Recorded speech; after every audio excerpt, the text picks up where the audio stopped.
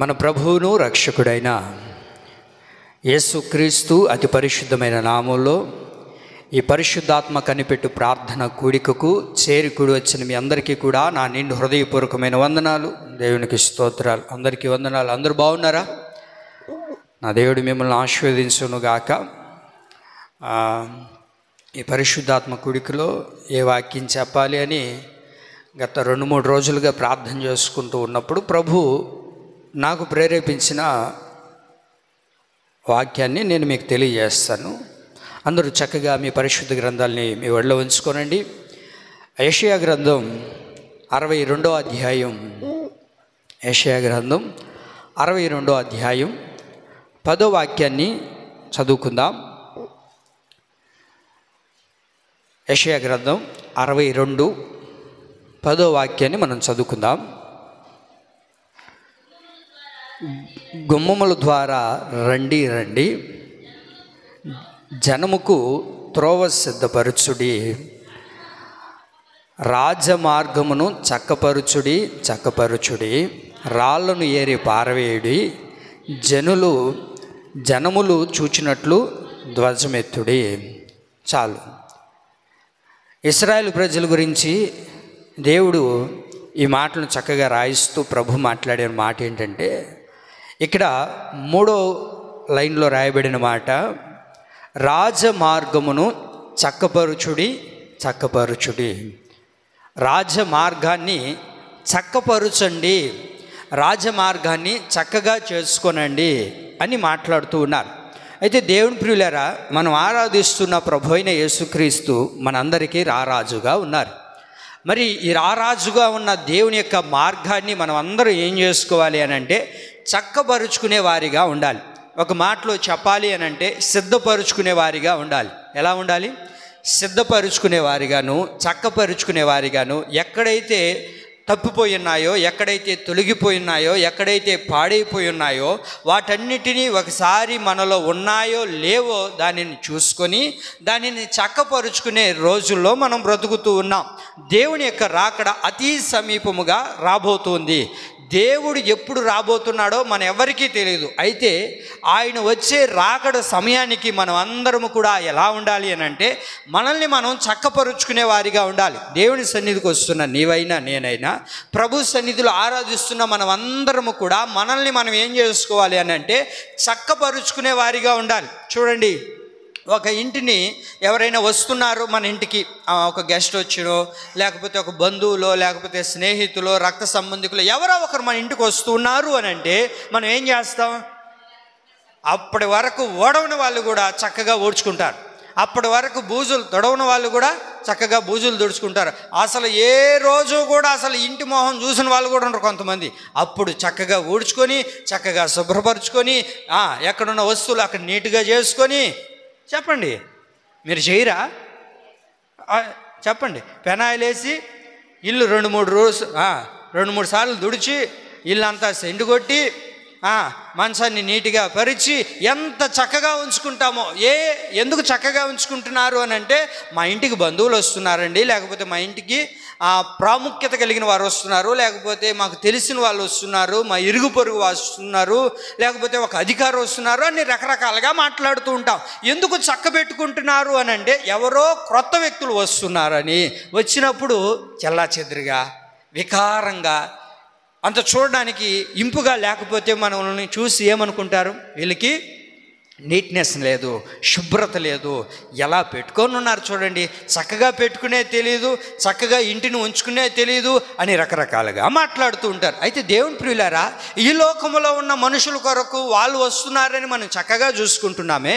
మరి మన దేవుని యొక్క రాజ్య మార్గానికి వెళ్ళడానికి మనల్ని మనం ఏం చేసుకోవాలి అని అంటే చక్కపరుచుకునే వారిగా ఉండాలి. మన దైనందిన జీవితాల్లో ఎన్నో విషయాల్లో మనం తొలగిపోయి ఉన్నాం, ఎన్నో విషయాల్లో మనల్ని మనం పాడైపోయినాం. మన ఆత్మీయ జీవితాన్ని ఈ రోజు నుంచి మనం చక్కపరుచుకునే వారిగా మారాలి. ఆమె ఏం చేయాలి? చక్కపరుచుకోవడం అంటే శుభ్రం చేసుకోవడం, ఏమండి, సిద్ధపాటు కలిగి ఉండడం, అర్థమవుతుందా? ఇవన్నీ సరి చేసుకునే రోజుల్లో మనం బ్రతుకుతున్నాం. కనుకనే ఎందుకు చక్క చేసుకున్నాము, ఎందుకు శుభ్రం చేసుకుంటున్నాము, ఎందుకు అన్నిటినీ సమకూర్చుకుంటున్నాము అని అంటే దేవుని యొక్క మార్గానికి వెళ్ళడానికి. ప్రియులారా, మనల్ని మన జీవితాల్ని ఏం చేసుకోవాలి? చక్కపరుచుకోవాలి. ఎవరు మన జీవితాల్ని వచ్చి చక్కపరచరు. నీ పక్కనున్న వాళ్ళు, లేకపోతే నీ ఇరుగు పొరుగు వారో ఎవరో నీ ఇంటికి వచ్చి నీకు నేను చక్కపరుస్తాను, నీ జీవితాన్ని నేను చక్కపరుస్తాను అని ఎవరు కూడా చెప్పరు. అయితే దేవుని ప్రియులారా, మనకి మనం ఏం చేసుకోవాలంట? దేవుని యొక్క రాజ్య మార్గాన్ని చక్కపరుచుకునే వారిగా ఉండాలి. అయితే దేవుని ప్రియులారా, బైబిల్లో మనం బాగా గమనించగలిగితే ఎవరైనా చక్కపరిచిన వారు ఉన్నారా అని అంటే, మనం బైబిల్లో బాగా గమనించగలిగితే జ్ఞాని అయిన సొలొమోను గారు ఉన్నారు. ఈయన గురించి మనం ఒకసారి ఆలోచించగలిగితే, దేవుడు ఒక రోజును దర్శించి దేవుని సన్నిధిలో ఇలా ప్రార్థన చేస్తూ ఉన్నప్పుడు దేవుడు అతన్ని దర్శించాడండి. దేవుడు దర్శించినప్పుడు దేవునితో మాట్లాడిన ఒక మాటను మనము బైబిల్లోంచి చదువుదాం. దినవృత్తాంతము 2వ గ్రంథం 1వ అధ్యాయం 10వ వాక్యం.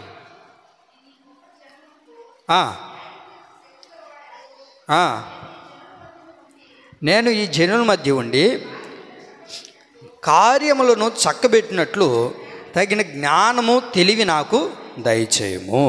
సొలొమోను ఎందుకని దేవుణ్ణి గోజారుతూ ఉన్నాడు, నాకు తెలివి అయ్యా అని అంటే, జనుల్ని బాగు చేయడానికంట, జనులను చక్కపరచడానికి నాకు తగిన జ్ఞానాన్ని దయచేయి, తగిన జ్ఞానం నాకు కావాలి అని సొలొమోను రాజుగారు ఏమడుగుతున్నారు? దేవుడిని జ్ఞానం అడుగుతున్నాడు.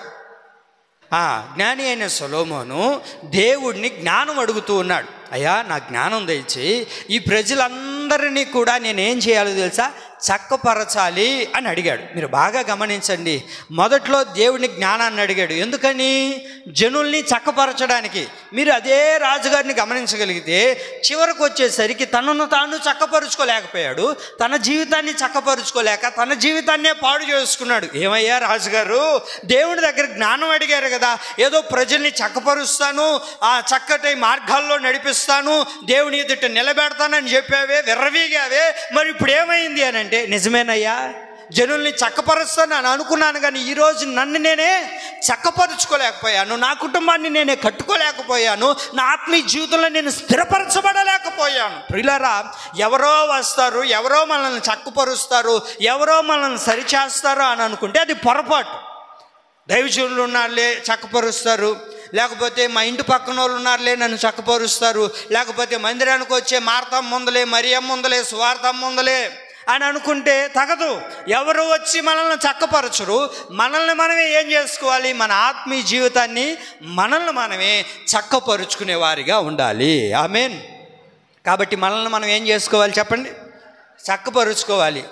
అర్థమవుతుందా? మనల్ని మనమే శుభ్రం చేసుకోవాలి, మనల్ని మనమే సరి చేసుకోవాలి, మనల్ని మనమే సిద్ధపాటు చేసుకునే వారిగా ఉండాలి. ప్రియులారా, ఎందుకు ఈ చక్కపరుచుకోవాలి అని అంటే, రాజ్య మార్గాన్ని మనం ఏం చేయాలో తెలుసా? చక్కపరిచే వారిగా ఉండాలి. నిన్ను నీవు చక్కపరుచుకుంటున్నావా? వినాలి. ఇక్కడ ఏమనుంది? రాజమార్గమును చక్కపరచండి అంటే శుభ్రం చేసుకోండి, సిద్ధపాటు చేయండి. ఎందుకో తెలుసా? నిన్ను నీవు రాజమార్గం కొరకు, దేవుని యొక్క రాకడ కొరకు, దేవుని యొక్క ఆ సింహాసనాన్ని చేరడానికి నిన్ను నీవు చక్కపరుచుకున్నావు అనుకో, నిన్ను చూస్తున్న అనేక మంది కూడా ఏం చేస్తారో తెలుసా? మేము కూడా వీరిలాగా మమ్మల్ని మేము చక్కపరుచుకోవాలి. అదే ఎవరైనా మన ఇంటికి వచ్చినప్పుడు మన ఇంటిని శుభ్రంగా ఉంచుకున్నప్పుడు వాళ్ళకి తెలియదుగా ఇదివరకు ఎలా ఉనిందో మనకు తెలుసు. కానీ ఇంటికి వచ్చిన వాళ్ళు చూశారనుకోండి, ఆ భర్త ఆ ఇంటిని అంతటిని చూసిన తర్వాత భార్యతో ఇలా అంటాడు, చూసావా ఇంటిని ఎంత చక్కపరుచుకొని ఉన్నారో, ఏ రోజన్నా నువ్వు ఇంటిని ఇలా పెట్టుకొని ఉన్నావా? ఏ రోజన్నా ఇంటిని ఇలా శుభ్రం చేసుకొని ఉన్నావా? అబ్బా, ఆ ఇల్లు చూడు ఎంత వాసన వస్తుందో, ఎంత పరిమళిస్తుందో, అసలు బూజులు కనబడుతున్నాయా ఇంట్లో, ఎంత చక్కగా ఉంది అని చెప్పి ఈయన అంటాడు. ఎవరితో? తన భార్యతో. ఆయనకేం తెలుసు? ఇప్పుడే ఓడ్చారని, ఇప్పుడే చక్క చేసుకున్నారని. అయితే దీనికి కారణం ఏంటంటే, నిన్ను చూసి అనేక మంది ఏం చేయాలి? నేర్చుకునేవారిగా ఉండాలి. కాబట్టి రాజమార్గాన్ని మనం ఏం చేయాలి? మనల్ని మనము చక్కపరుచుకునేవారిగా ఉండాలి. ఈరోజు వేటిని చక్కపరుచుకోవాలి? ఒకే ఒక మాట చెప్తా. ఏంటిది? ఒకే ఒక మాట చెప్తా. మన దైనందిన జీవితాల్లో రాజమార్గానికి వెళ్ళడానికి మనం చక్కపరుచుకోవాల్సిన ఒకే ఒక విషయం ఏంటో చూద్దాం. అంటే ఎంతటితో అయిపోయిందంటే లేదు, ఇంకా ఉంది. అయితే ఈ రోజుకి ఒక్క మాట విందాం. దేనిని చక్కపరుచుకోవాలి అని అంటే, మన ఆత్మీయ జీవితంలో రాజమార్గాల్లో వెళ్ళేటప్పుడు దేనిని చక్కపరుచుకోవాలి అంటే, మొదటిగా దివిటీలను చక్కపరుచుకోవాలి. చెప్పండి, దేన్ని చెప్పాలి గట్టిగా, వినబడట్లేదు. దివిటీలను చక్కపరుచుకోవాలి. మత్తయి సువార్త 25:7. అప్పుడు ఆ కన్యకలందరూ లేచి ఆ తమ దివిటీలను చక్కపరిచరు, కానీ బుద్ధి లేని ఆ కన్యకలు మా దివిటీలు ఆరిపోవచ్చున్నవి గనుక మీ నూనెలో కొంచెము మాకియుడని బుద్ధిగల వారిని అడిగిరి. ప్రియులారా, దేనిని మన దైనందిన జీవితాల్లో మొట్టమొదటిగా చక్కపరుచుకోవాలి అని అంటే, దివిటీలను మనం ఏం చేసుకోవాలి? చక్కపరుచుకునే వారిగా ఉండాలి. ఇక్కడ పరలోక రాజ్యమును గురించి ప్రభు అయిన యేసుక్రీస్తు ప్రభులు వారు ఈ మాటలు తెలియజేస్తున్నారు. మొదటి వాక్యంలోనే మనం చూడగలుగుతాం. తమ దివిటీలు పట్టుకొని పెండ్లి కుమారుని ఎదుర్కొనుటకై బయలుదేరిన 10 మంది కన్యకలను పోలి ఉన్నది. ఏంటిది అది? చెప్పండి. 10 మంది కన్యకలను పోలి ఉన్నది. ఈ 10 మంది కన్యకలు ఎలా ఉన్నారయ్యా అని అంటే, దేనిని పట్టుకొని ఉన్నారు అంట? దివిటీలను పట్టుకొని పెండ్లి కుమారుని ఎదుర్కొనుటకు బయలుదేరిన 10 మంది కన్యకలను పోలి ఉంది. ఈ 10 మంది చేతిలో ఏమున్నాయంట? చెప్పాలి, ఏమున్నాయి? దివిటీలు ఉన్నాయి. ఈ 10 మంది చేతిలో, ఈ 10 మంది కన్యకల చేతిలో, దేవుని ఎదుర్కొంటున్న వారి చేతిలో, దేవుని రాకడకు సిద్ధమవుతున్న వారి చేతిలో, దేవుని రాజ్య మార్గానికి సిద్ధమవుతున్న వారి జీవితాల్లో ఏమున్నాయి అని అంటే, దివిటీలు 10 మంది చేతిలో ఉన్నాయి. 10 మంది చేతిలో దివిటీలు ఉన్నాయి. అయితే 5 మంది మాత్రం ఎలా ఉన్నారయ్యా అని అంటే, వారి దివిటీలను చక్కపరుచుకుంటూ ఉన్నారు. మరి కొంతమంది 5 మంది ఏం చేశారు? వారి దివిటీలని అప్పుడు చూసుకుంటున్నారు. అప్పుడు చక్కపరుచుకోవాలని ఆలోచిస్తూ ఉన్నా సరే వారు చక్కపరుచుకోలేకపోతూ ఉన్నారు. ఇక్కడ మీరు బాగా గమనించాల్సింది ఏంటయ్యా అంటే, 3వ వాక్యం చూడండి. బుద్ధి లేని వారు తమ దివిటీలను పట్టుకొని తమతో కూడా నూనె తీసుకొని పోలేదు. బుద్ధి లేని వారు తమ దివిటీలు పట్టుకొని తమతో కూడా నూనె తీసుకొని పోలేదు. బుద్ధి గలవారు తమ దివిటీలతో కూడా సిద్ధిలో నూనె తీసుకొని పోయిరి. 5 మంది ఏం చేశారు? దివిటీలను ఎత్తుకొని పోయారు, కానీ నూనె తీసుకొని పోలేదు. ఇంకొక 5 మంది ఏం చేశారు? దివిటీలతో పాటు సిద్ధిలో నూనె పోసుకొని వెళ్ళారు. ఎక్కడికి వెళ్ళారు అని అంటే, పెండ్లి కుమారుని కొరకు ఎదురు చూస్తూ ఉన్నారంట. దేవుని ప్రియులారా, ఇక్కడ మీరు బాగా గమనించాల్సింది ఏంటంటే, ఈ దివిటీలను మనల్ని మనం ఏం చేసుకోవాలి? చక్కపరుచుకోవాలి. మనందరి దగ్గర ఏ ఉండాలో తెలుసా? దివిటీలు కలిగిన వారుగా ఉండాలి. ఈ 10 మంది దగ్గర ఏమున్నాయంట? ఈ 10 మంది దగ్గర ఏమున్నాయి? దివిటీలు ఉన్నాయి. దేవుడి మందిరానికి వచ్చిన ప్రతి క్రైస్తవుడి దగ్గర, దేవుడి మందిరంలో దేవుడిని నమ్మి విశ్వసించి బాప్తిసం పొంది దేవుని సన్నిధికి వస్తున్న ప్రతి వ్యక్తి దగ్గర ఏముంటుందయ్యా అంటే, దివిటీ ఉంటుంది. ఏముంటుంది? దివిటీ అంటే రక్షణ కలిగిన వాడు. ఎవరు వీళ్ళు? దివిటీలు అంటే రక్షణ గలవారు, రక్షణ పొందుకున్నవారు, విశ్వాసముగా జీవిస్తున్నవారు. దేవుడి మందిరంలో నడిపించబడే వారు అందరిని ఏమంటారు అంటే విశ్వాసులు. ఆత్మీయ జీవితంలో నడిపించబడుతున్నవారు, రక్షణ పొందుకున్నవారు, దేవుని సన్నిధికి వస్తున్నవారు అందరి చేతిలో దివిటీలు ఉన్నాయి. అయితే ఇక్కడ మీరు బాగా గమనించాల్సింది 2 వారి జీవితాల్లో మనం గమనించగలిగితే 2 వేరువేరుగా ఉన్నాయి. ఏమున్నాయో తెలుసా? ఒకరి జీవితంలోనేమో దివిటీలు ఉన్నాయి, నూనె లేదు. ఒకరి దగ్గరేమో దివిటీలు ఉన్నాయి, సిద్ధిలో నూనె కూడా ఉంది. చెప్పండి, ఏమున్నాయి? ఒకరి దగ్గర దివిటీలు ఉన్నాయి, నూనె లేదు. మరొక గుంపు దగ్గర దివిటీలు ఉన్నాయి, దానితో పాటు ఏముంది? నూనె కూడా ఉంది. ప్రియులారా, ఈ రోజున చాలామంది వారి దివిటీలను చక్కపరుచుకోవడానికి ఏమీ లేదయ్యా అంటే నూనె లేదు. ఒకటి దివిటీలు అంటే ఏం చెప్పాను? రక్షించబడిన వారు, విశ్వాసులు, దేవుని మందిరానికి వస్తున్న క్రైస్తవులు అని పేరు పెట్టుకున్న వారు. అయితే నూనె అంటే ఏంటో తెలుసా? పరిశుద్ధాత్మకు సంకేతంగా ఉంది. ఏంటిది ఇది? పరిశుద్ధాత్మకు సంకేతంగా కనబడుతుంది, పరిశుద్ధాత్మకు గుర్తుగా కనబడుతుంది. ఈ రోజున అనేక మంది జీవితాల్లో దివిటీలు ఉన్నాయి, కానీ దివిటీలో పోసుకునే నూనె అనబడుతున్న పరిశుద్ధాత్మ లేదు. ఈ రోజున అనేక మంది జీవితాల్లో పరిశుద్ధాత్మ లేదు, పరిశుద్ధాత్మ అనుభవం లేదు, పరిశుద్ధాత్మతో కూడుకున్న జీవితం లేదు. కానీ ఏమున్నాయి? దివిటీలు మాత్రం ఉన్నాయి. ప్రియులారా, ఇక్కడ మీరు బాగా గమనించారా? ఈ 10 మంది ఏం చేశారు అని అంటే, కుమారుడు, ఆ పెళ్లి కుమారుడు వచ్చేది ఆలస్యమైందని చెప్పి అందరూ ఏం చేశారు? నిద్రపోయారు. అయితే 10 మంది నిద్రపోయినప్పటికీ మరలా కుమారుడు ఎప్పుడైతే వచ్చాడో, పెళ్లి కుమారుడు ఎప్పుడైతే వచ్చాడో, ఆ శబ్దం వినబడిన వెంటనే ఈ 5 మంది ఏమయ్యారు? దివిటీలో, ఆరిపోతున్న దివిటీలో మరలా నూనె పోసుకొని వెలిగించుకున్నారు. ఇంకొక 5 మంది ఉన్నారు చూసారా, వారికి నూనె లేదు. అంటే వారికి ఏమి లేదు? పరిశుద్ధాత్మ అనుభవం లేదు, పరిశుద్ధాత్మ జీవితం లేదు. ఏదో మందిరానికి వెళ్తున్నాం, దేవుడి మందిరానికి వెళ్తున్నాం, వస్తున్నాం, అంతే. ప్రియులారా, మనం దేవుని యొక్క ఆత్మచేత నింపబడ్డామా? దేవుని ఆత్మచేత పోయబడిన ఆ నూనె మనలో ఉందా? ఒకసారి ఆలోచించండి. ఈ నూనె అనబడుతున్న పరిశుద్ధాత్మ మనలో లేదు. వెలిగింపబడే అనుభవం లేకుండా పోతుంది. వీళ్ళు వెలిగింపబడుతున్నారు, వింటున్నారా? కొన్ని దివిటీలు వెలుగుతున్నాయి, కానీ ఎలా ఉన్నాయి అంటే వేషధారణతో కూడిన భక్తి చేస్తున్నారు. దేవుడు ఏమన్నారు అని అంటే, ఆయన వెళ్ళిపోయే ముందు, ప్రభు పరలోకానికి వెళ్ళే ముందు, ఇదిగో నేను వెళ్తున్నాను, మీ కొరకు నేను ఒక ఆదరణకర్తను పంపిస్తాను, ఆయన మిమ్మల్ని ఏం చేస్తాడు? సర్వసత్యములోనికి నడిపిస్తాడు. ఈరోజు నా నిజంగా చెప్పండి, మన దగ్గర దివిటీలు ఉన్నాయి కానీ ఏమి లేదు, నూనె లేదు. నూనె అనగా ఏమి లేదు?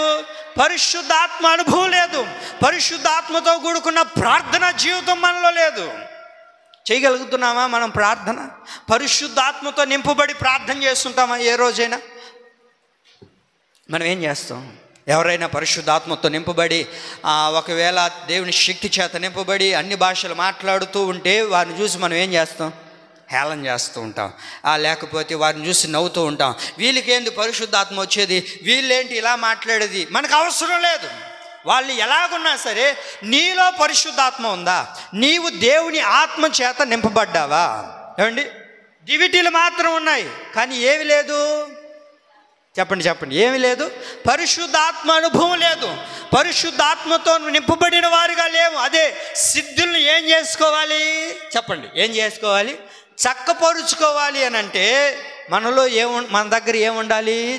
నూనె ఉండాలి. వీరి దగ్గర నూనె లేదు, వీరి దగ్గర ఏమి లేదంట? చెప్పండి అండి, ఏమి లేదు. కొందరిలో పరిశుద్ధాత్మ ఉండదు, కొందరిలో పరిశుద్ధాత్మ ఉండదు. పరిశుద్ధాత్మ లేకుండా ఏమండి రకరకాలుగా మాట్లాడుతుంటారు. వాళ్ళేంటి ఇలా ఎగరుతున్నారు, వీళ్ళేంటి ఇలా ఉన్నారు, వాళ్ళేంటి అట్లా చప్పలు కొడుతున్నారు, వాళ్ళేంటి అరిచరిచి మాట్లాడుతున్నారు, అరిచరిచి ఏందబ్బా అసలు ఏం మాట్లాడుతున్నారు? ఏం అర్థం కావట్లేదు. ఏంటిది? ఏం మాట్లాడుతున్నారో నీకెందుకు అర్థం అవుతుందే? నీకు అందుకు అర్థం అవుతుంది, నువ్వు బైబిల్ చదివితే కదా. చూడండి, మనం అందరం బైబిల్ చదువుతాం, కానీ మనకు బైబిల్ పూర్తిగా అర్థం కాదు, సరిగా అర్థం కాదు. ఎందుకు అర్థం కాదు అని అంటే మనము దేవుని ఆత్మచేత నింపబడిన నూనె మనలో లేదు. ఆ పరిశుద్ధాత్మతో నింపబడే నూనె మనలో లేదు కనుకనే నువ్వు ఎంత వాక్యం చదువుతున్నా ఆ వాక్యం నీకు అర్థం కాదు. ఎందుకు అర్థం కాదయ్యా అంటే మనలో ఏమీ లేదు. మన సిద్ధిలో, మన దగ్గర సిద్ధులు ఉన్నాయి కానీ, దివిటీలు ఉన్నాయి కానీ సిద్ధిలో నూనె లేదు. దివిటీలు మాత్రం ఉన్నాయి, దివిటీలు మాత్రం ఉన్నాయి. ఎందుకు? ఉపయోగపడని దివిటీలు, పనికిరాని దివిటీలు ఉండడం ఏంటి? ఉపయోగం లేని దివిటీలు ఎందుకు ఉండడం? ప్రియులారా, ఈ 5 మంది దగ్గర ఉన్న దివిటీలను ఏం చేశారయ్యా అంటే చక్కపరుచుకున్నారు. ఈరోజు చక్కపరుచుకుందాం. మన దైనందిన జీవితాల్లో మనం పట్టుకున్న దివిటీల్లో పోసుకునే అంత నూనె కలిగిన అభిషేకం మనలో ఉందా? పరిశుద్ధాత్మ అనుభవం మనలో నింపబడి ఉన్నామా? చూడండి, యూదా పత్రిక 1వ అధ్యాయం 20. ఇటు పక్క ఉంటుంది చూడండి, ఆదికాండం పక్కనే యోధ రాసిన పత్రిక 1వ అధ్యాయం 20వ వాక్యం చదువు నాయన. ప్రియులారా,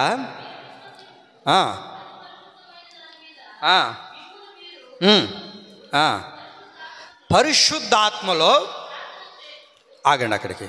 దేనిలో ప్రార్థన చేయాలి చెప్పండి? దేనిలో ప్రార్థన చేయాలి? ఎందులో నింపబడి ప్రార్థన చేయాలి? పరిశుద్ధాత్మతో నింపబడి ప్రార్థన చేయాలి. పరిశుద్ధాత్మతో నింపబడి ప్రార్థన చేయాలి. పరిశుద్ధాత్మతో నింపబడి ఏం చేయాలి?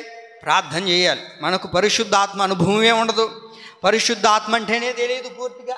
ఎవరైనా పరిశుద్ధాత్మ నింపబడి ఉంటే వాళ్ళేంది కేకలేస్తున్నారు, అసలు ఏం అరుస్తున్నారు ఏం అర్థం కావట్లేదు, ఎందుకు అరుస్తున్నారు అర్థం కావట్లేదు, ఏదేదో అరుస్తున్నారు, ఎందుకు? నీకు ఎందుకు అర్థమవుతుంది? అసలు అర్థమవుతుందా నా మాటలు? పరిశుద్ధాత్మతో నింపబడి చప్పట్లు కొడుతూ ఏమండి చెప్పనాసక్యము కానీ ఆత్మతో నింపబడి వారు మాట్లాడుతూ ఉన్నప్పుడు మనం కళ్ళు తెరుచుకొని చూస్తూ ఉంటాం. వాళ్ళు ఎందుకు అట్ట ఎగరుతున్నారు, వాళ్ళు ఎందుకు అట్ట మాట్లాడుతున్నారు, ఏం మాట్లాడుతున్నారు, ఎందుకు అంత గొంతు జించుకొని అరుస్తున్నారు, ఏమి ఎందుకు అరుస్తున్నారు? కొరింథీయులకు రాసిన మొదటి పత్రిక 14వ అధ్యాయం 2వ వాక్యం చూడండి ఆయన. కొరింథీయులకు రాసిన మొదటి పత్రిక 14వ అధ్యాయం 2వ వాక్యం. ఎందుకనగా భాషతో మాట్లాడువాడు మనుషులతో కాదు దేవునితో మాట్లాడుతూ ఉన్నాడు. వినండి, ఎందుకనగా భాషలతో మాట్లాడువాడు మనుషునితో కాదు దేవునితో. చెప్పండి ఎవరితో మాట్లాడుతున్నాడు?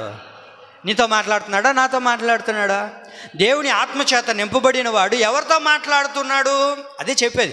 పరిశుద్ధాత్మ అనుభవం అనే నూనె నీలో ఉంటే నువ్వెవరితో మాట్లాడుతావో తెలుసా? దేవునితో మాట్లాడడం ప్రారంభిస్తావు. దేవునితో మాట్లాడాలి అని అంటే ఏం కావాలి? మనలో పరిశుద్ధాత్మ అనుభవం మనతో కావాలి. ఈ పరిశుద్ధాత్మ అనుభవం కలిగిన వాడు ఎవరితో మాట్లాడుతున్నాడయ్యా అంటే దేవునితో మాట్లాడుతున్నాడు. చాలామంది మాట్లాడుతుంటారు, నాతో కూడా అప్పుడప్పుడు చెప్తుంటారు, ఎందుకు పాస్టర్ అయ్యా వాళ్ళు అంత గోలగోలగా అరుస్తున్నారు, ఏం మాట్లాడుతున్నారో ఎవరికి అర్థం కావట్లేదే. మరి అలనాడు పెంతెకోస్తు దినానా? ఎలనాడమ్మా నాయనా, నన్ను చూడు నాయన, ఎలనాడు? అలనాడు ప్రారంభంలో మేడ మీద వాళ్ళు పరిశుద్ధాత్మతో నింపబడి వారు అన్ని భాషలు మాట్లాడుతూ ఉంటే అక్కడున్న వారందరికీ కూడా అర్థమైంది. అక్కడున్న వారందరికీ అర్థమైంది. వాళ్ళు ఏం మాట్లాడేది తెలుసా? వీళ్ళేంటి మా భాషలో మాట్లాడుతున్నారు, వీళ్ళేంటి మా భాషలో మాట్లాడుతున్నారు. ఆ పెంతెకోస్తు పండగకి అనేక మంది అక్కడికి వచ్చారు. మరి వాళ్ళందరికీ అర్థమైందిగా. మరి ఈ రోజున అన్ని భాషలతో మాట్లాడేవాడు మాకు అర్థం కావట్లేదే. నీకెందుకు అర్థమవుతుంది? నీకెందుకు అర్థమవుతుంది? మనకు తెలుసుంటే ఆ భాష మనకు తెలుస్తుంది. ఇప్పుడు పరిశుద్ధాత్మతో నింపబడిన వాడు ఏం చేస్తున్నాడయ్యా అంటే దేవునితో మాట్లాడుతూ ఉన్నాడు. ఆ తర్వాత రాయబడిన మాట ఏంటో తెలుసా? తనకే క్షేమాభివృద్ధి కలగజేసుకుంటూ ఉన్నాడంట. ఆ తర్వాత చదవండి. మనుషుడెవడు గ్రహింపుడు కానీ వాడు ఆత్మ వలన మర్మములు, అది మర్మాన్ని పలుకుచు దేవునితో మాట్లాడుతూ ఉన్నాడు. దేవునితో మాట్లాడే వ్యక్తి నీకెలా అర్థమవుతుంది? 4వ వాక్యం చదవండి. భాషలతో మాట్లాడువాడు తనకే క్షేమాభివృద్ధి కలగజేసుకుని కానీ, అది విన్నారా? భాషలతో మాట్లాడేవాడు ఎవరికి క్షేమాభివృద్ధిని కలగజేసుకుంటున్నాడు? అమ్మా చెప్పాలి. భాషలతో మాట్లాడేవాడు ఎవరికి? తనకే క్షేమాభివృద్ధిని కలగజేసుకుంటున్నాడు. తనకు తానే క్షేమాభివృద్ధిని కలగజేసుకున్నాడు. వాళ్ళు ఎవరు అనుకుంటారనో, లేకపోతే నేను ఏదైనా మాట్లాడితే వీళ్ళు ఎలా అనుకుంటారేమో, నేను చప్పట్లు కొట్టి దేవుని ఆత్మచేత నింపబడితే వాళ్ళు ఏమనుకుంటారో వీళ్ళు ఏమనుకుంటారో నీకు అవసరం లేదు. నీకు క్షేమాభివృద్ధి కలగాలి అని అంటే నువ్వేం చేయాలి చెప్పండి? దేవుని ఆత్మచేత నింపబడి, చెప్పండి, దేవుని ఆత్మచేత నింపబడి నువ్వు దేవునితో మాట్లాడాలి. 22వ వాక్యం చూడండి. కాబట్టి భాషలు చదవండి. కాబట్టి భాషలు విశ్వాసులకు కాదు అవిశ్వాసులకే. అది ఈ మాటకి ఏంటి అర్థం? మరి ఏమనుంది ఇక్కడ? భాషలు విశ్వాసులకు కాదు అవిశ్వాసులకే సూచనలు అయి ఉన్నవి. ప్రవచించుట అవి విశ్వాసులు కాదు. ఏంటండి చదవండి.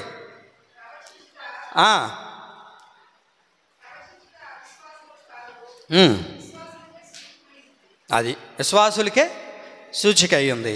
మరి ఈ మాట ఏంటిది? అన్ని భాషలతో మాట్లాడడం మనకు సూచనలు కాదంట.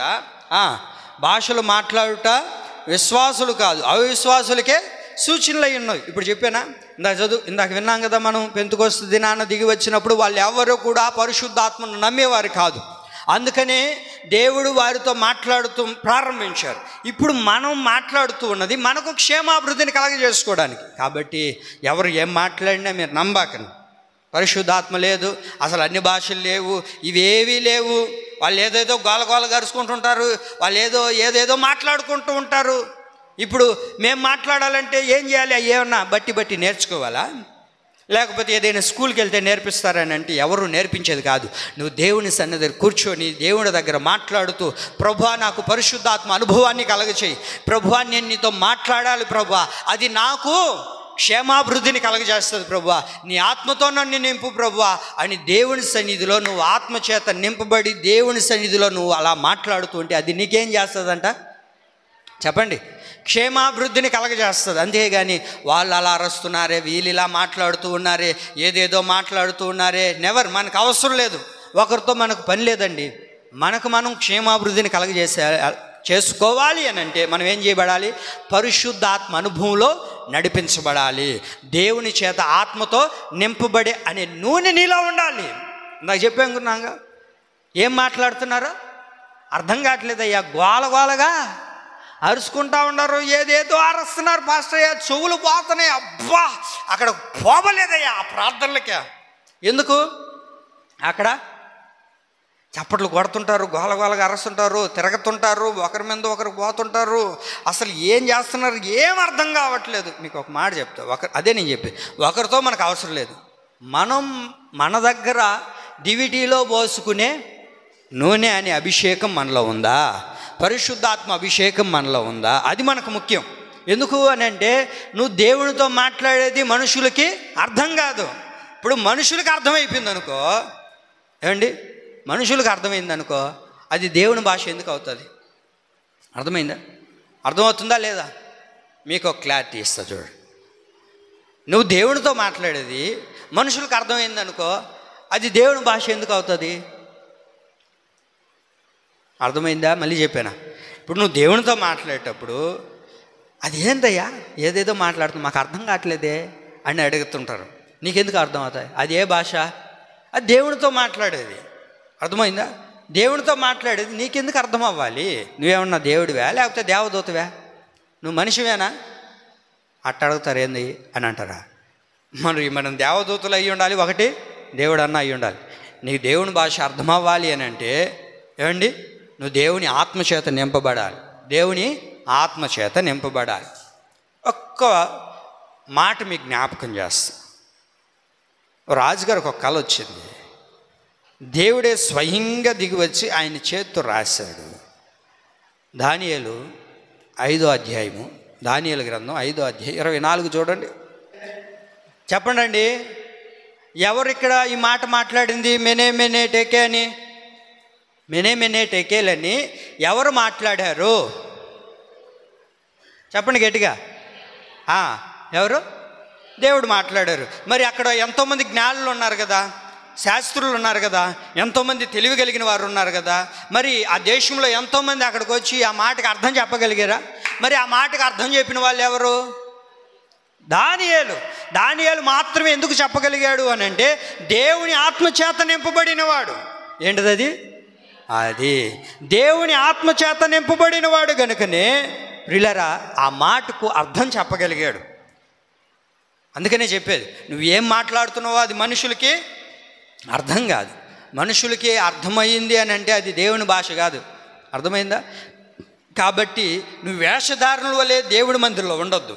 వేషధారుల వలె ఏదో మా చేతిలో కూడా దివిటీలు ఉన్నాయి, మేము కూడా రక్షించబడ్డాం అని దేవుని సన్నిధిలోనికి దివిటీలు ఎత్తుకొని వస్తే సరిపోదు. దివిటీలతో పాటు ఏముండాలి? నీలో నూనె అనబడుచున్న పరిశుద్ధాత్మ అనుభవం ఉండాలి.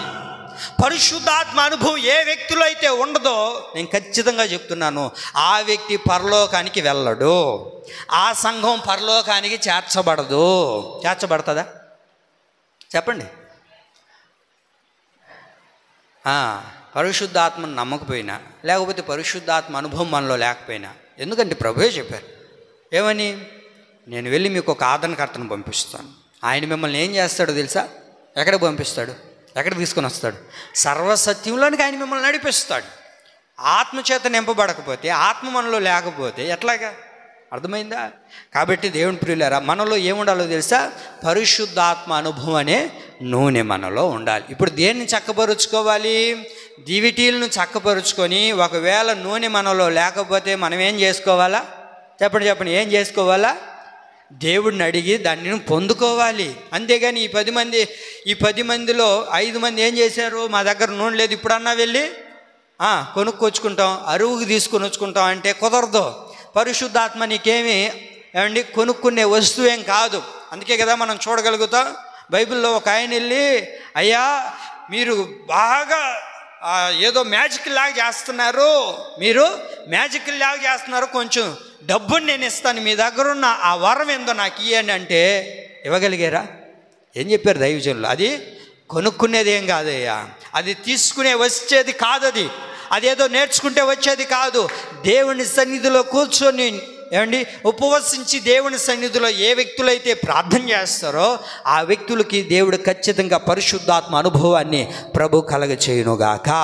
ఆమేన్. దేనిని చక్కపరుచుకోవాలి చెప్పండి? దివిటీలను చక్కపరుచుకోవాలి.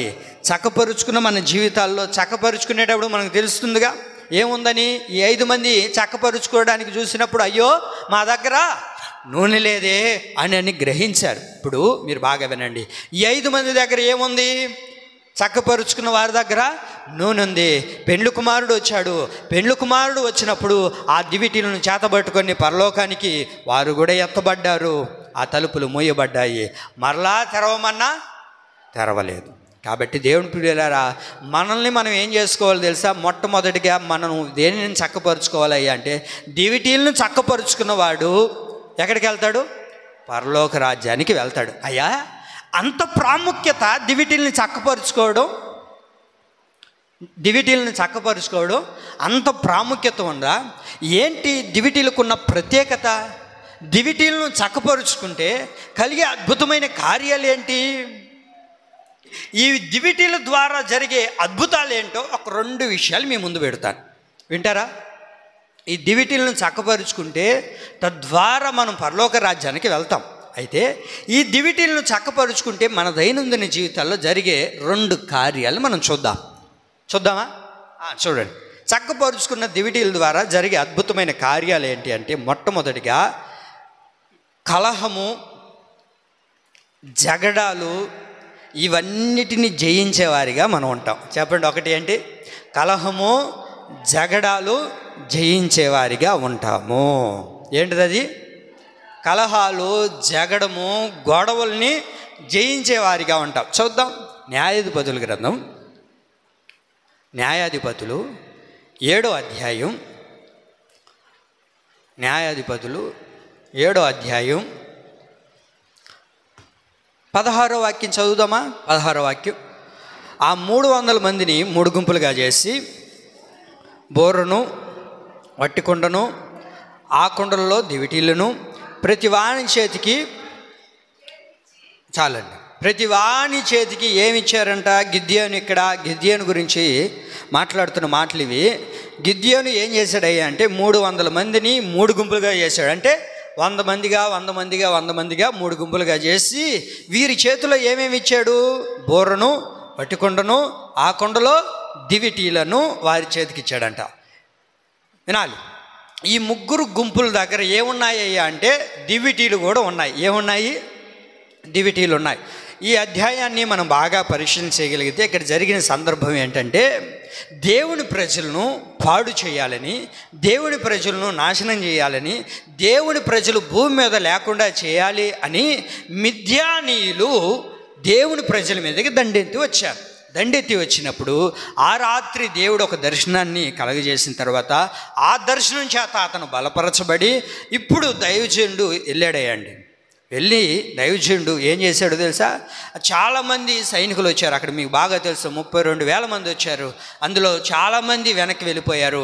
ఇప్పుడు మిగిలిన వారు ఎంతమంది అయ్యా అంటే 300 మంది కదా. ఈ చరిత్ర మనం చాలాసార్లు విన్నాం.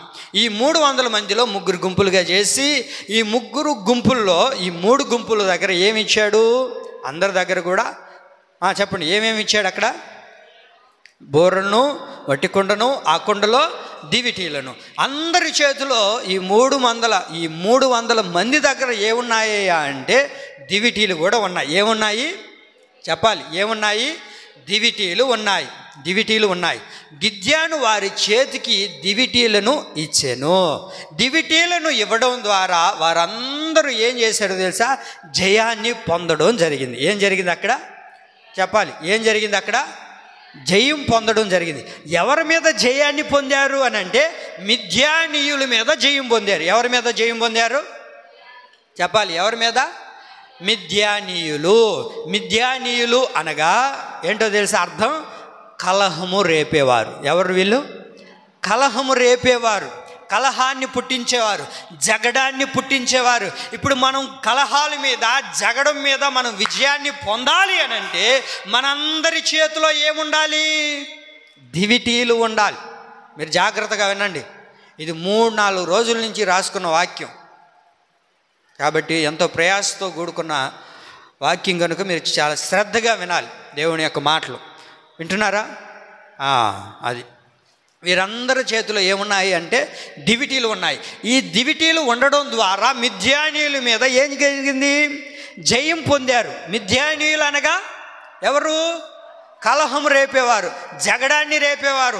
ఊరికే మనం కాముగా ఉన్నా సరే, ఎంత సైలెంట్గా ఉందాం అనుకున్నా సరే కొంతమంది మిద్యానీయులాగా మన మీదకి ఎగబడి వస్తూ ఉంటారు, మనతో గొడవ రేపడానికి వస్తూ ఉంటారు, మనతో కలహపడడానికి వస్తుంటారు, మనతో జగడమాడడానికి వస్తుంటారు. మనం కాముగా కూర్చొని ఉన్నా సరే ఏమండి, కొందరు చూడండి, మనం ఎంత పద్ధతిగా ఉండాలనుకున్నా, ఎంత సైలెంట్గా ఉండాలనుకున్నా మనతో ఏదో ఒక గొడవ పెట్టుకోవడానికి వస్తూనే ఉంటారు. మన కుటుంబంలో కూడా చాలా సందర్భాల్లో మనం ఎంత సైలెంట్గా ఉండి బిగబెట్టుకొని వద్దబ్బా ఇంక ఇలా బ్రతకూడదు, ఊరికే గొడవలు వేసుకుంటూ ఉంటే, ఊరికే జగడం ఆడుకుంటూ ఉంటే చూసేవాళ్ళకు కూడా అంత బాగోలేదు. ఏంటబ్బా వాళ్ళ ఇంట్లో ఎప్పుడు చూడు గొడవ జగడాలు అరుచుకుంటూ ఉంటారు, అది ఏమిరా బాబు అని అనుకుంటూ ఉన్నారు. కాబట్టి ఇప్పుడు గొడవలు పడకూడదు, జగడాలు ఆడుకోకూడదని మనం బిగబెట్టుకొని ఉన్నా సరే ఎవరు వస్తారు? మిద్యానీయులు వస్తారు. ఎందుకో తెలుసా? నీకు కోపం రేపడానికి, నీతో గొడవ పెట్టుకోవడానికి, నీతో జగడం ఆడడానికి. నువ్వు జగడం ఆడుతున్నావు అని అంటే నీ చేతిలో ఏమి లేదని అర్థం. అది వెరీ గుడ్. ఏమి లేదు? దివిటీలు లేవు. దివిటీలు ఉన్నాయి కానీ దాన్ని నువ్వేం చేయలేదు, చక్కపరుచుకునే అనుభవం లేదు. ఉన్నాయి, ఎందుకు ఉపయోగపడని దివిటీలు? నూనె లేకపోతే ఎందుకు? మీ అందరికి దివిటీలు తెలుసా? దివిటీలు కాడబట్టుకొని కొవ్వొత్తు ఉంటుంది లోపల, దాంట్లో ఆయిల్ పోసి కిరోసిన్ పోసి, తెలుసా? దాంట్లో కిరోసిన్ పోస్తేనే ఎలుగుతుంది, అవునా కదా? అది ఆ దివిటీలు కొన్ని ఇప్పుడు ఉన్నాయి. ఎందుకు ఉపయోగపడవు? కిరోసిన్ ఉంటేగా అమ్ముతున్నారా? కిరోసిన్ ఉంటే ఉపయోగపడతాయి దివిటీలు. అట్లాగే మన అందరి చేతిలో దివిటీలు ఉన్నాయి కానీ దాన్ని చక్కపరుచుకోలేదు. నువ్వు ఇతరులతో గొడవ ఆడుతున్నావు అంటే ఇతరుల దగ్గరగా ఆ ఇతరులతో ఎందుకు, మన ఇంట్లో ఉన్న వారితో ఊరికే గొడవ వేస్తున్నావు అనుకో. కొంతమంది చూడండి, మాట్లాడితే గొడవ కావాలి వాళ్ళకి, నిద్ర లేస్తే గొడవ, మాట్లాడితే గొడవ, నోరు తెరిస్తే గొడవ. ఏమినైనా బాగుండావా అని అడిగినాక, ఏమే నేను బాగుంటే నీకెందుకు, బాగలేకపోతే నీకెందుకు, నువ్వేమన్నా తెచ్చి పెడుతున్నావా నాక? నువ్వు ఎలా అడిగావు చెప్పండి? మంచి మనసుతో అడిగావు. ఏనాయనా బాగున్నావా, మంచిగా ఉన్నావా? ఏమే నీకు బాగలేకపోతే నువ్వేమన్నా తెచ్చి పెడతానా నాకు? అదేంటి మళ్ళీ అడుగుతావు? కారణం ఏంటో తెలుసా? వీళ్ళు ఎవరున్నారో తెలుసా? ఏ ఆత్మ ఉందో తెలుసా? మిథ్యానీయులే ఆత్మ. ఎవరిలో? అది కొంతమంది మిథ్యానీయుల ఆత్మ ఏలుబడి చేస్తుంటుంది, గొడవకు పిలుస్తూ ఉంటారు. ఏంటిది? గొడవకు పిలుస్తూ ఉంటారు. ప్రియులరా, నీలో దివిటి ఎప్పుడైతే చక్కపరుచుకుంటావో ఆ దివిటీల ద్వారా ఎవరిని జయించగలుగుతావో తెలుసా? మిథ్యానీయుల ఆత్మను నువ్వు జయించగలుగుతావు. ఆమేన్. ఎక్కడైతే కలహాలు ఉంటాయో, ఏ కుటుంబాల్లో అయితే కలహాలు ఉంటాయో, ఏ భార్యాభర్తల మధ్య అయితే కలహాలు ఉంటాయో, ఏ కుటుంబంలో అయితే కలహంతో నడిపించబడుతుందో, ఏ తల్లిదండ్రుల మధ్య బిడ్డల మధ్య కలహాలు ఉంటాయో ఆ కుటుంబం ఘనతతో నడిపించబడదు. వింటున్నారా? ఆ కుటుంబం ఘనతతో నడిపించబడదు. ఎప్పుడు చూడు తల్లి బిడ్డ కొట్లాడుతూనే ఉంటారు. నిద్ర లేస్తే కొట్లాడుతుంటారు. అమ్మా బాగుండావా అంటే కొట్లాడతారు. మంచి మాట చెప్తే కొట్లాడుతుంటారు. నోరు తెరిస్తే కొట్లాడుతుంటారు. సామెతల గ్రంథం 20వ అధ్యాయం 3వ వాక్యం చూడండి. ఎందుకు ఈ కలహం ఉండకూడదు అని అంటే చూడండి, సామెతల గ్రంథం 20వ అధ్యాయం 3వ వాక్యం. కలహమునకు దూరముగా ఉండుట నరులకు ఘనత. మళ్ళా చదవండిమా, విన్నారా? కలహం రేపే వారికి, గొడవ పెట్టుకునే వారికి మనం ఏం చేసుకోవాలంట? అది కొంతమంది ఊరకనే మనతో గొడవకు వస్తుంటారు. మనం కాముగా ఉన్నా, మనం ఎంత నిశ్శబ్దంగా ఉన్నా, ఎంత పద్ధతిగా మనం ఉండాలనుకున్నా ఏం చేస్తుంటారు వాళ్ళు? చెప్పండి, ఏం చేస్తుంటారు? కలహం రేపుతూ ఉంటారు, గొడవ రేపుతూ ఉంటారు. కొంతమందికి ఎక్కడుంటుంది?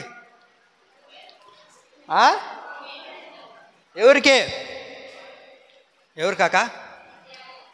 మిద్యానీయులకా? మిద్యానీయులు ఆత్మ కలిగిన వారికి. ఎవరికి? మిద్యానీయులు ఆత్మ కలిగిన వారికి ఏమండి ఎక్కడుంటుంది? ముక్కు మీదే కోపం ఉంటుంది. వాళ్ళు ఎప్పుడు గొడవకు రేగతానే ఉంటారు. అంతేనా కదా? ఏదైనా మంచి మాట చెప్పినా గొడవకు వస్తారు, ఇంకొక మాట చెప్పినా గొడవకు వస్తూనే ఉంటారు. కారణం ఏంటో తెలుసా? వాళ్ళు ఏ ఆత్మ కలిగిన వారు? మిద్యానీయుల ఆత్మ. ఎవరయ్యా వీళ్ళంటే దేవుని బిడ్డలే, కానీ దివిటీలు ఉన్నాయి. కానీ దివిటీల్ని చక్కపరుచుకుందిలే, దాన్ని శుభ్రం చేసుకునేదిలా, దాంట్లో నూనె పోసింది లేదు, ఉన్నాయంతే. ప్రియులారా, ఎప్పుడైతే నువ్వు కలహాన్ని జయించాలని అనుకుంటావో నీ దివిటీలను నువ్వు చక్కపరుచుకున్నప్పుడే కలహము చేసేవారిని నువ్వు జయించగలుగుతావు. ఎక్కడైతే కలహాలు ఉండవో ఆ కుటుంబం అద్భుతకరంగా మార్చబడుతుంది. ఆమేన్. ఏ ఇంట్లో అయితే గొడవలు ఉండవో, ఏ ఇంట్లో అయితే కలహాలు ఉండవో, ఏ కుటుంబంలో అయితే జగడాలు ఉండవో ఆ కుటుంబం ఎలా ఉంటుందయ్యా అంటే ఘనతగా ఉంటుంది. ఎలా ఉంటుంది? నీలో దివిటీలను చక్కపరుచుకునే ఆత్మ లేదు. అది దివిటీలను ఏ రోజైనా చక్కపరుచుకొని దేవుని ఆత్మచేత నింపబడి ఉంటే, దివిటీలు వెలుగుతూ ఉంటే మిద్యానీయుల్ని నువ్వు జయించగలుగుతావు. నా బిడ్డ మాట వినట్లేదు, నా కొడుకు మాట వినట్లేదు, నా కుటుంబంలో ఉన్నవారు మాట వినట్లేదు, ఎప్పుడు చూసినా నాతో కలహంలో పెట్టుకుంటున్నారు అని అంటే కారణం ఏంటో తెలుసా అండి? నువ్వు ఇంకా నీ దివిటీల్ని చక్కపరుచుకోవట్లేదు. ఆ దివిటీలు సరిగ్గా లేవు. కొంతమంది చూడండి గొడవలతోనే ఉంటారు, కలహాలతోనే ఉంటారు. ఎవరు? దేవుని బిడ్డలే. కలహాలతోనే ఉంటారు, గొడవలతో నింపబడి ఉంటారు. శుక్రవారం వస్తే వానికి స్తోత్రం నాయనా ఏం చేస్తున్నారు తెలుసా? శుక్రవారం వస్తే ఉపవాస. అబ్బా, శుక్రవారం వస్తేనే ఉపవాస ప్రార్థన. కానీ ఇంట్లో మాత్రం భర్తతో మాట్లాడరు, భార్యతో మాట్లాడరు, కూతురుతో మాట్లాడరు, కొడుకులతో మాట్లాడరు, ఇంటి పక్కన వాళ్ళతో మాట్లాడరు, బంధువులతో మాట్లాడరు. ఏమంటే అందరితో గొడవలే, అందరితో కలహాలే, అందరితో జగడాలే. శుక్రవారం వస్తే భక్తి ఎక్కడి నుంచి వచ్చేస్తుందో భక్తి. యేసయ్యా నాయనా ఏం మాట ఉండవండి, ఉపవాస ప్రార్థన నాయనా, ఏం ప్రార్థన? ఉపవాస ప్రార్థన. ఎవడికి కావాలి నీ ఉపవాస ప్రార్థన? దేవుడు అడిగాడా నీ ఉపవాస ప్రార్థన? అందరితో గొడవ వేసుకుంటా, అందరితో జగడం ఆడుకుంటా, భర్తతో గొడవ వేసుకొని భర్తకి సరిగ్గా అన్నం పెట్టరు కొంతమంది. ఉపవాస ప్రార్థన అంట. మళ్ళీ ఎందుకు నీకు ఉపవాస ప్రార్థన? నీ ఉపవాస ప్రార్థన ఎందుకు? ఏడైనా ఎత్తుకొని పోయి పడైపో. ఉపయోగపడుతుందా చెప్పండి? నువ్వు కలహంతో ఉండి నీ కొడుకుతో మాట్లాడకుండా, కూతురుతో మాట్లాడకుండా, భర్తతో మాట్లాడకుండా, నీ అన్నదమ్ములతో మాట్లాడకుండా, ఇరుగు పొరుగు వారితో మాట్లాడుకోకుండా, ఏమండి మా బంధువులే కానీ మేము మాట్లాడమండి, ఉపవాస ప్రార్థన మాత్రం చేస్తామండి, ఒక్కొక్క పూట ఉంటాము. ఎవడికి గాలి నీ పూటలో? ఎవడికి గాలి నీ ప్రార్థన? వాక్యం చదవండి. యెషయా గ్రంథం 58వ అధ్యాయం 4వ వాక్యం. పాస్టర్ ఎందుకు మమ్మల్ని అంటున్నాడు అనుకో బాగండి, దేవుడే చెప్పాడు చూడండి. నాకెందుకు మీ మీద, నాకేం బాధ చెప్పండి, నేను ఎందుకు అంటాను మిమ్మల్ని, మీరందరూ మంచి బిడ్డలు అయితే. చూడండి యెషయా గ్రంథం 58:4 చదవండి. యెషయా గ్రంథం 58:4. మీరు కలహపడుచు, వివాదం చేయొచ్చు, అన్యాయముగా గుద్దులాడుచు ఉపవాసం ఉంటారు. ఎవడికి కావాలి నీ ఉపాసన? నీ ఉపవాస ప్రార్థన ఎవడికి కావాలా? దేవుడు కావాలంటున్నాడు. అట్లాంటి ఉపవాస ప్రార్థన చెప్పండి అండి, ఏమని ఉంది అక్కడ? మీరు కలహపడుతున్నారు, వివాదాలు వేసుకుంటున్నారు, ఒకరి మీద అన్యాయంగా మాట్లాడుతున్నారు, గుద్దులాడుకుంటున్నారు, కొట్లాడుకుంటున్నారు, మళ్ళీ ఉపవాస ప్రార్థన. ఏం ప్రార్థన అమ్మా సుశీలమ్మ తల్లే? అది ఉపవాస ప్రార్థన చేసి కడుపు మార్చుకోవడం తప్ప ఏం ఉపయోగం లే. కడుపు మార్చుకొని నీరసం అయిపోవడం తప్ప ఏం ఉపయోగం లే. నువ్వు ఉపవాస ప్రార్థన చేయాలంటే ముందు ఏం చేయాలి? అందరితో సమాధాన పడి ఉండాలి, అందరితో ఐక్యత కలిగి ఉండాలి. నువ్వు కలహపడుతూ గొడవలు పడుతూ వాళ్ళతో మాట్లాడడం, మేము వీళ్ళతో మాట్లాడడం ఉండొచ్చా? చెప్పండి అండి. కలహం ఉండొచ్చా? కక్షలు ఉండొచ్చా? గొడవలు ఉండొచ్చా? మనస్పార్థాలు ఉండొచ్చా? చెప్పండి నోరు తెరిచి. ఉండకూడదు. Very good. ఉంటే ఏం ఏలుబడి చేస్తుంది? మిథ్యానీయుల ఆత్మ. నాకు తెలియదు మీలో ఉందో లేదో. మనం అందరం ఎవరిమి? చెప్పండి, మనం అందరం ఎవరిమి? సహోదర భావం కలిగిన వారు. మనం అందరం దేవుని బిడ్డలం, యేసు రక్తం చేత కడగబడిన వారు. కలహం మనలో ఉండి నువ్వు ఎంత ప్రార్థన చేసినా, ఎంత ఉపవాస ప్రార్థన చేసినా, ఎంత దేవుని సన్నిధిలో ఏం చేసినా సరే అది ఏది కూడా ఉపయోగపడదు. కాబట్టి మనం ఏం చేయాలో తెలుసా? మిథ్యానీయులను చంపాలి అని అంటే మన దివిటీలను చక్కపరుచుకొని దివిటీల ద్వారా మిథ్యానీయులను ఏం చేయాలి? చంపేవారిగా ఉండాలి. పిల్లరా, మీరు ఇక్కడ బాగా గమనించండి. కలహం కలిగిన వారు ఎవరో తెలుసా? కలహం కలిగిన వారు ఎవరో తెలుసా? మీరు ఇంకా శరీర సంబంధులై ఉన్నారు అంటాడు దైవజనుడు. మీరు ఇంకా ఏమై ఉన్నారు? కొరింథీయులకు రాసిన మొదటి పత్రిక 3:3 ఉంటుంది. మీరు ఇంకా కలహంతో ఉంటే, ఇంకా మీరు గొడవలు, కక్షలు, బాధలు అవన్నీ మీ మనసులో పెట్టుకున్నారు అని అంటే మీరు ఎవరో తెలుసా? ఎవరంట? చదవండి, ఏమనుందో అక్కడ. కొరింథీయులకు రాసిన మొదటి పత్రిక 3:3 చదవండి. మీలో అసూయు కలహములు ఉండగా మీరు శరీర సంబంధులు అంతే. మీలో కలహాలు గొడవలు నీలో అయినా నాలో అయినా ఉంటే ఇంకా ఏమండి, కొంతమంది చూడండి ఎప్పుడో అయిపోయి ఉంటాయి, సెంచరీ దాటేసి ఉంటాయి, 10 సంవత్సరాలు 5 సంవత్సరాలు పోయి ఉంటాయి. ఆమెది ఏముంది 3 నెలలే. ఒక్కొక్కరు 5-10 సంవత్సరాలు పెట్టుకునే వాళ్ళు లేరక ఉండారు భూమి మీద, ఉండారు. సరే, బయట వాళ్ళతో మనకు అవసరం లేదు. దేవుని బిడ్డలుగా మనలో అయితే అవి ఉండకూడదండి. ఎందుకో తెలుసా? మన దివిటీలను చక్కపరుచుకొని మిథ్యానీయుల ఆత్మను మనం జయించేవారిగా ఉండాలి. గిద్యోను తనతో ఉన్న 300 మంది మిథ్యానీయులను చంపడానికి గల కారణం ఏంటో తెలుసా? వారందరూ ఆత్మ కలిగిన వారు, వారందరూ దేవుని ఆత్మచేత నింపబడ్డారు. వారి దివిటీలు నూనెతో నింపబడ్డాయి, వెలుగుతూ ఉన్నాయి, అభిషేకం పొందిన వారు. కనుకనే మిథ్యానీయుల మీద జయం పొందారు. కలహాల మీద జయం పొందాలి అని అంటే, బాధల మీద నువ్వు జయం పొందాలి అని అంటే, ఏమండి, ఇతరులు నిన్ను హింసించిన, బాధ పెట్టిన వారి మీద నువ్వు జయాన్ని పొంది నువ్వు వారితో సమాధాన పడాలి అని అంటే దేవుని ఆత్మచేత నువ్వు నింపబడిన వ్యక్తిగా మారాలి. దేవుని ఆత్మచేత నింపబడినప్పుడే నువ్వు ఏం చేయబడతావు తెలుసా? చెప్పండి, ఏం చేయబడతావు? వాటి మీద జయాన్ని పొందుతాం. ఇంకొక మాట చెప్పి నేను ముగిస్తాను. డివిటీలను చక్కపరుచుకుంటే జరిగే రెండో కార్యం ఏంటో తెలుసా? మొదటి కార్యం ఏంటి? కలహాలను ఏం చేయగలుగుతాం? జయించగలుగుతాం. రెండోదిగా కృంగదీసేవారిని, అవమానపరిచేవారిని జయించగలుగుతాం. ఏంటిది ఇది? కృంగదీసేవారిని, అవమానపరిచేవారిని జయించగలుగుతాం. న్యాయాధిపతులు 15వ అధ్యాయం 4వ వాక్యం.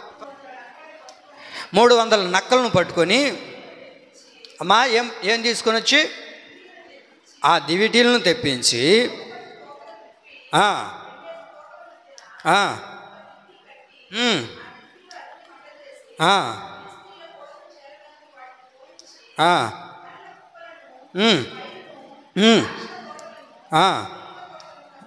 చాలు. ఏం చేశాడు? సంసోను నక్కలను పట్టుకొని ఆ నక్కలకు దివిటీలను తెప్పించాడంట. ఏం తెప్పించాడంట? దివిటీల ద్వారా జరిగిన కార్యం ఏంటో తెలుసా? వినాలి. దివిటీల ద్వారా జరిగిన కార్యం ఏంటయ్యా అంటే ఫిలిస్తీయుల మీద జయం కలిగింది. ఫిలిస్తీయులు ఎవరు అని అంటే కృంగదీసేవారు. ఫిలిస్తీయులు ఎవరు? కృంగదీసేవారు. ఎవరు? ఫిలిస్తీయులు. అవమానపరిచేవారు, హేళనగా మాట్లాడేవాళ్ళు. ఏమండి, మనల్ని ఎటు పడితే అటు మాట్లాడేవారు. మనం బైబిల్లో గమనించగలుగుతాం కదా. శాంసోను ఏం చేశాడంట? నక్కలను పట్టుకొని వచ్చి అలాగే దివిటీలను తెప్పించి వాటి తోకలకు వాటిని కట్టి వారి పొలముల మీదకు పంపించాడంట. వాళ్ళకి ఆహారమే ఉండకూడదని. వింటున్నారా? ఎందుకో తెలుసా? ఫిలిస్తీన్లు ఏం చేశారు అని అంటే అతన్ని అవమానపరుస్తూ ఉన్నారు, అతన్ని కృంగదీస్తున్నారు. ఈ రోజున చాలామంది మనల్ని అనేక మంది కృంగదీసేస్తూ ఉంటారు. మన ఇంట్లో వాళ్ళే కొన్ని సందర్భాల్లో మనల్ని కృంగదీసేటట్లుగా, అవమానపరిచేటట్లుగా మాట్లాడుతుంటారు. కట్టుకున్న భార్యను ఏం చేయాలి? ఘనపరచాలి. కట్టుకున్న నీ భర్తను ఘనపరిచేవారిగా ఉండాలి. నీ కడుపును పుట్టిన బిడ్డలను ఏం చేయాలి? ఘనపరిచేవారిగా ఉండాలి, కానీ వారిని కృంగదీసేవారిగా ఉండకూడదు, వారిని అవమానపరిచేవారిగా ఉండకూడదు. అరే, నా ఇంట్లో వాళ్ళే నన్ను కృంగదీస్తూ ఉన్నారే, నా ఇంట్లో వారే నన్ను అవమానపరుస్తూ ఉన్నారే అని చెప్పి వారు మనకు దూరం అయిపోయే స్థితులు కూడా కలుగుతాయి. అందుకనే మనం ఏం చేయాలి తెలుసా? మన ఇంట్లో ఉన్న వారితో మనం సహవాసం కలిగిన వారిగా ఉండాలి, వారిని ఘనపరిచేవారిగానే ఉండాలి, కానీ అవమానపరిచేవారిగాను కృంగదీసేటట్లుగా ఉండకూడదు. ప్రియులారా, శాంసోన్ తన దివిటీల ద్వారా ఏం చేశాడయ్యా అంటే అవమానపరిచేవారిని, కృంగదీసేవారిని ఏం చేశాడు? జయించాడు. మనం బైబిల్లో బాగా గమనించగలిగితే ఒక సందర్భాన్ని మీకు జ్ఞాపకం చేస్తాను. చూడండి, ఇశ్రాయేలు ప్రజల మీదకి ఫిలిస్తీన్లు దండెత్తి వచ్చారు. అయితే అందులో నుంచి ఒకడు నిలబడ్డాడు, ఆజానుభావుడు. అతన్ని చూస్తేనే అందరూ భయపడిపోతున్నారు. అతన్ని చూస్తేనే అందరూ గగ్గోలెళ్ళిపోయి భయపడిపోయి ప్రాణాన్ని గుప్పిట్లో పెట్టుకుంటూ ఉన్నారు. వింటున్నారా? అందరూ గుండెలు ఎలాగైపోయాయంటే భీతులైపోయారు అని రాయబడింది. అంటే భయపడిపోతున్నారంట, కృంగిపోతున్నారంట. అయ్యో, ఇప్పుడు ఏం చేయాలా? ఈ ఫిలిస్తీన్ని ఎవరు జయించగలుగుతారు? ఎవరు జయించలేరు. రాజ్యంలో ఎంతోమంది ఉన్నారు, రాజ్యంలో ఎంతోమంది చలామణి అవుతున్నారు, కానీ ఒక్కడు కూడా చెప్పండి, ఒక్కరు కూడా జయించలేకపోతున్నారు. అంతెందుకు ఆ రాజ్యాన్ని పరిపాలన చేస్తున్న రాజుతో సహా అందరూ ఏమైపోయారు? భయపడిపోతున్నారు, అందరూ కృంగిపోతున్నారు. అయ్యో, ఈ గిద్యోన్ని చంపగలుగుతామా? ఈ గిద్యోన్ని మనం జయించగలుగుతామా? ఈ గిద్యోని మీద మన విజయాన్ని పొందగలుగుతామా అని అంటే పొందలేము. ఎందుకో తెలుసా? వీరిలో దేవుని ఆత్మ లేదు. గిద్యోను మలికే మాటలను బట్టి భయపడిపోతున్నారు. మీరందరూ వస్తే ఒక చేత్తో నలిపేస్తాను రా, మిమ్మల్ని అందరినీ భూమి మీద లేకుండా మాయం చేస్తాను రా. ఒక మాట చెప్పాడు, ఇదిగో మేము ఓడిపోతే మీ దగ్గర దాసులుగా ఉంటాం, మీరు ఓడిపోతే మా దగ్గర దాసులుగా ఉండాలి. ఈ మాటలు పలుకుతూ ఉంటేనండి పెద్ద యుద్ధం జరగలేదండి. అక్కడ మాటల ద్వారానే ఇశ్రాయేలు ప్రజలు ఏమైపోయారో తెలుసా? కృంగిపోయారు, భయపడిపోతున్నారు. కొన్ని సందర్భాల్లో మన జీవితాల్లో కూడా మాటలను బట్టే మనం ఏమైపోతుంటాం? కృంగిపోతూ ఉంటాం. మాటలను బట్టే భయపడిపోతూ ఉంటాం. మాటలను బట్టే, అంతే కదా?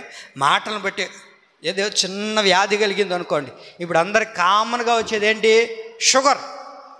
అందరి ఇంట్లో ఇది కామన్గా ఉంటుంది. అది కూడా ఒక ఫ్రెండ్ లాగా ఉంటుంది. ఏంటిది అది? షుగరు. అమ్మా, నాకు షుగర్ వచ్చేసింది. షుగర్ వస్తే ఎట్టుంటుంది తెలుసా? ఒళ్ళు వణుకుపోతుంటుంది. నేను చాలామందిని చూసిన అన్న వణుకో, ఈ మనిషికి 180 190 ఉంటుంది. అప్పటికే బిషోరుమని అయిపోతుంది. ఏందాక నిజమేనా? షుగర్ వస్తే అట్టుంటుందంటే ఎవరు చెప్పినారు? 500 450 ఉండేవాళ్ళు దట్టగా ఉంటారు. నీకు తిప్పి కొడితే 200 కొడలేదు. అవునా? ఏం చేయదా? నేను భయపడిపోయినాను, పలానా వాళ్ళు అట్ట చెప్పినారు. అయ్యమ్మ, అవునా? అప్పుడు మన వాళ్ళు తృప్తిగా తుడుచుకొని అమ్మ ఏం కాదంట్లే, అప్పుడు ధైర్యం వస్తుంది. షుగర్ మేము పెద్ద ప్రమాదం ఏం కాదు, ఇప్పుడు అందరికీ నార్మల్ అది. చూడండి, ఒక చిన్న వ్యాధి కలిగితేనే మనల్ని కృంగదీసే మాటలు, అవమానపరిచే మాటలు, మనల్ని హేళన చేసే మాటలు, ప్రియులారా, ఇవి మన జీవితంలో ఎదురైనప్పుడు వాటిని మనం జయించాలండి. జయించేవారిగా ఉండాలి. రకరకాలుగా మనుషులు మనల్ని కృంగదీసేటట్లుగా మాట్లాడతారు. కట్టుకున్న భర్త కూడా కొన్ని సందర్భాల్లో మనల్ని కృంగదీసేటట్లుగా మాట్లాడతాడు. కట్టుకున్న భార్య కూడా మనల్ని కృంగదీసేటట్లుగా మాట్లాడుతుంది. మన కడుపును పుట్టిన బిడ్డలు కూడా నువ్వు సాకలేనప్పుడు, మమ్మల్ని పెంచలేనప్పుడు, మమ్మల్ని చూడలేనప్పుడు ఎందుకు మమ్మల్ని కనాలి అని గుండెని గాయపరిచే మాటలతో మాట్లాడతారు. అలాంటి పరిస్థితుల్లో నువ్వేం చేయాలో తెలుసా? అలాంటి ఫిలిస్తీన్లు ఆత్మ కలిగిన వారిని నువ్వు జయించాలి అని అంటే నువ్వేం చేయాలి? దేవుని ఆత్మచేత నింపబడాలి. శాంసోన్, ఎందుకయ్యా ఫిలిస్తీన్ల మీద దండెత్తి వచ్చినప్పుడు వారిని జయించావు అని అంటే, అయ్యా శాంసోన్ ఎవరో తెలుసా? చెప్పండి, శాంసోన్ ఎవరు? దేవుని ఆత్మచేత నింపబడినవాడు. గొలియాతును చంపగలిగినది ఎవరు చెప్పండి? దావీదు. దావీదు ఎవరు? అభిషేకించబడిన ఒక వ్యక్తి, అభిషేకించబడిన వ్యక్తి. మీరు బాగా గమనించండి. దేవుడు నీకు ఒకటి ఇవ్వాలి అని అనుకుంటే, దేవుడు ఒకటి నీకు ఇవ్వాలి అని అనుకుంటే ఎంత ఆలస్యమైనా నీ కొరకు దేవుడు అలాగే ఎదురు చూస్తాడండి. ఎంత ఆలస్యమైన అన్ని పనులు ప్రభు పక్కన పెడేస్తాడు. వింటున్నారా? దైవజనుడు దావీదును అభిషేకించడానికి వెళ్ళినప్పుడు అందరూ వచ్చారు. అందరూ వచ్చి నిలబడ్డారు. ఒకటి కొట్టుకున్నారు, తల దూకొని టక్కు చేసుకొని అందరూ వచ్చి నిలబడితే ఆడంబంగా నిలబడ్డారు. కానీ దైవజనుడు అందరిని చూశాడు. అందరి దగ్గరికి వెళ్తుంటే దేవుడు ఎవరు కాదురా అన్నారు. మరి ఎవరయ్యా అని అంటే ఒకడున్నాడు పిలువు. అడిగాడు దైవజనుడు, అయ్యా నీకు ఇంకా ఎవరైనా ఉన్నాడయ్యా. వీళ్ళందరూ కాదు, ఒకడున్నాడు. వాడు ఎందుకు పనికిరాడయ్యా? వాడు ఉపయోగం లేనోడు. ఎక్కడున్నాడు?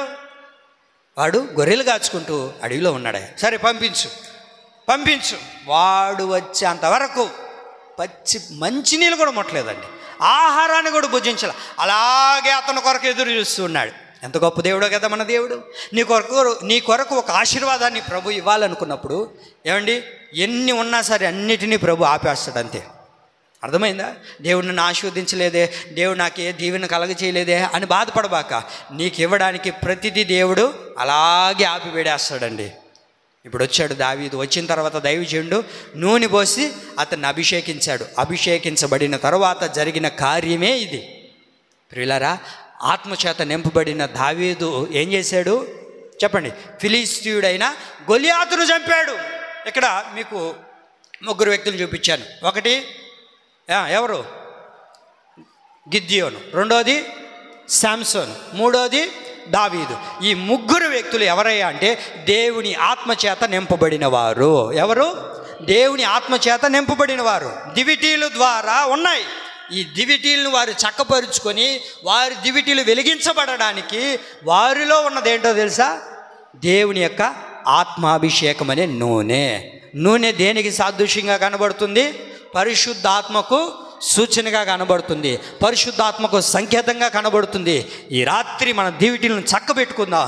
మన దివిటీలో నూనె లేదేమో, ఏదో వేషధారణతో కూడిన భక్తి కలిగిన దివిటీలు మనలో ఉన్నాయి, కానీ నూనె కలిగిన పరిశుద్ధాత్మ ఈ దివిటీలో లేదు. కనుక ఈ రాత్రి ఒక చిన్న ప్రార్థన చేసుకొని చక్కపరుచుకుందాం. దేని కొరకు? రాజ్య మార్గాన్ని చక్కపరుచుకోవడానికి మనల్ని మనం చక్కపరుచుకోవాల్సింది. ఒకటి, దివిటీలను చక్కపరుచుకుందాం. దివిటీలను చక్కపరుచుకుంటే జరిగే 2 కార్యాలు ఏంటి? కలహాలను, గొడవలను, జగడాలను జయించగలుగుతాం. రెండోది, కృంగదీసేవారిని, అవమానపరిచేవారిని మనం జయించగలుగుతాం. కనుక ఈ దివిటీలను చక్కపరుచుకొని దేవుని ఆత్మచేత నింపబడే అనుభవాన్ని పరిశుద్ధాత్మ దేవుడు మనందరికీ కలగజేసి నీరు కట్టి ఫలింపచేయునుగాక. ఆమేన్.